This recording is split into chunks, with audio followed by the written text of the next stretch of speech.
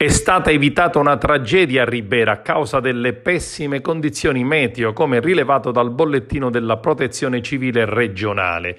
È accaduto ieri pomeriggio quando in Corso Umberto alcune lastre di lamiero utilizzate per coprire un tetto all'ultimo piano di un immobile sono precipitate sulla strada miracolosamente senza alcun danno. Nessuno si trovava in quel punto in quell'istante ad eccezione di due anziani che hanno visto la scena e sono rimasti profondamente spaventati.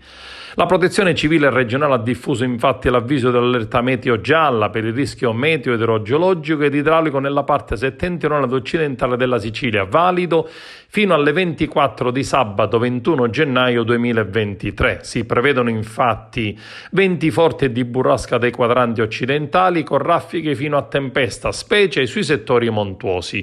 Mareggiate lungo le coste esposte, riporta il bollettino ricevuto. Per l'Agrigentino sarà un sabato all'insegna di una parziale instabilità, con il sole che si alternerà a nubi più compatte, peggiora nella seconda parte della giornata, verso sera con precipitazioni intermittenti a carattere di rovescia, ancora fenomeni intermittenti nella giornata di domenica che si alterneranno a temporanei spazi soleggiati.